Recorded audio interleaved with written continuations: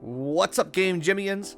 I'm excited to have you tuning in with me, Coach Nerf, as this lesson is on one of the three segments of gameplay, aka neutral. When compared to disadvantage and advantage states, neutral is arguably the most important, because how you play neutral determines whether you go into either of those secondary states. We'll be going over what neutral is and how to navigate it. By the end of this lesson, you'll be able to analyze neutral interactions and infer the best ways to win neutral. For a body warm-up, let's check out what physical therapist Janet from MedStar has in store for us. Hey guys, it's Jana Labari here. I'm a physical therapist with MedStar Health. Today, I'm going to show you how to do a quick hand massage and joint distraction to help keep those muscles and joints from becoming tight and sore.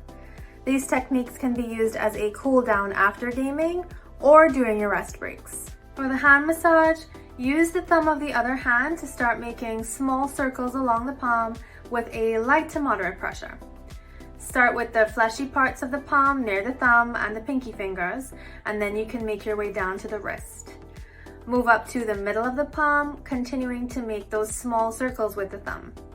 Lastly, you can slide the thumb along each finger, extending each one back slightly. Try to do the massage for at least 60 seconds. That's it for today's video. I hope you learned something new and it was helpful to you. Let me know in the comments, and thank you for watching. Let's get focused on neutral in our in-game warm-up by setting up the following rule set. Stamina, set to 10, with 5 stocks and no time limit.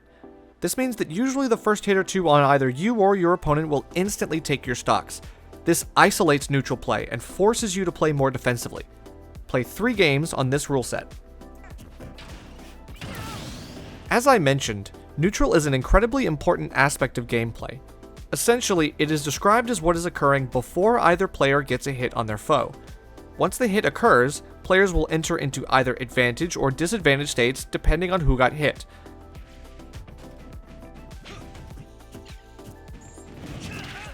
We'll go over those as well in the future, so don't worry. Before the hit occurs, players are maintaining a delicate balance of movement and spacing, trying to be the one to take the advantage. Think back to our discussions on situational awareness, that is, being aware of all of an opponent's options in a given moment. They will be trying to exert their threat distance as best they can to either outspace a move or whiff punish and win neutral. As a player, you should be looking for habits in neutral to give yourself the edge. When you're looking for certain options, your reactions to them will be faster. Let's watch a little bit of neutral and focus specifically on Lucina.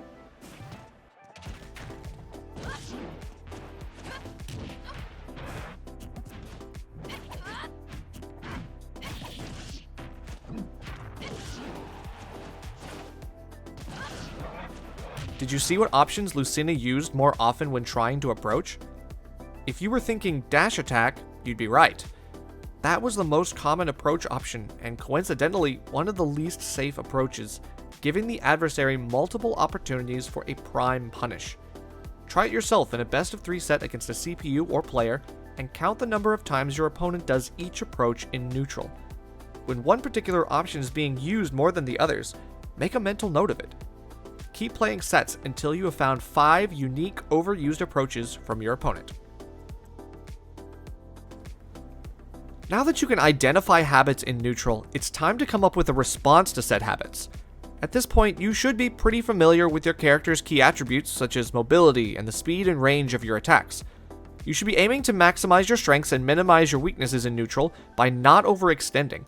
Only get as close as you need to for your hits to have their best effectiveness.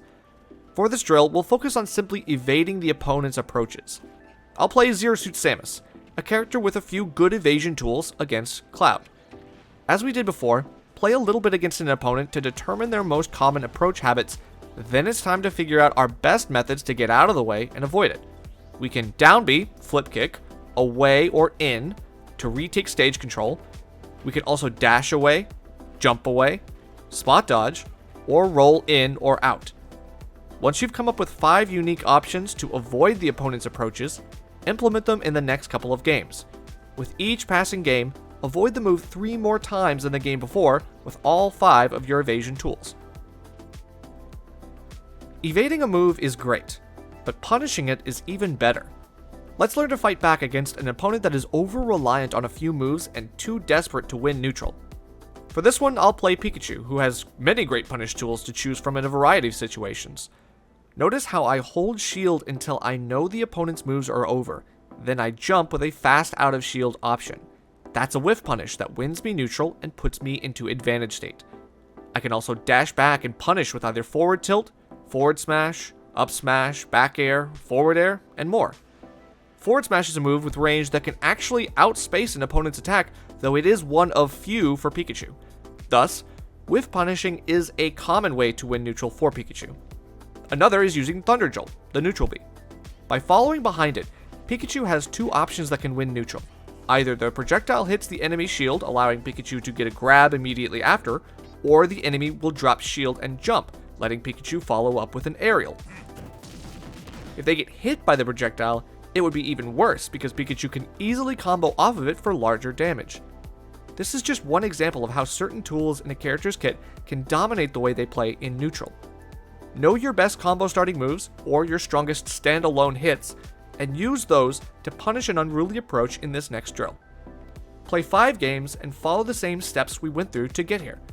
Hit your opponent's approach with smash attacks, tilt attacks, air attacks, and special attacks 5 times each for 20 total punishes. Mix up whether or not you shield an attack before punishing or not, and note which moves you can quickly use after doing so. One way to test yourself in neutral is to make yourself play it more often. How, you might ask? In a longer play session with a friend, once you get a hit and win neutral, don't pursue your opponent in advantage. Go back to playing neutral. Let your opponent recover, focus on only getting one hit at a time, then resetting to neutral. You'll be able to really focus on getting more off of your stray hits, and as the damage slowly builds, you can start throwing in back airs, smash attacks, and other strong KO moves to take stocks and win games just by playing neutral. Keep in mind that a lot of the neutral in Smash Ultimate comes down to a rock, paper, scissors type format of moves. Shielding will beat attacks, but will lose to grabs. Conversely, grabs will lose to attacks. One key thing to be mindful of as we discuss neutral is that it's not always possible for you to get a punish. Some moves can be spaced well or are fast enough that you just have to shield the hit and continue to play defensively. Characters like Sephiroth or Min Min that have enormous range can win neutral easily from across the stage and poke shields from a safe distance. That said, there is always a way to win neutral via a different approach route or by waiting for them to just make a mistake. Write a comment below if there are any characters you find it hard to win neutral against. You never know, I might make a guide for you on it. As always, this is Coach Nerf, hoping to see you for the next video on Disadvantage State.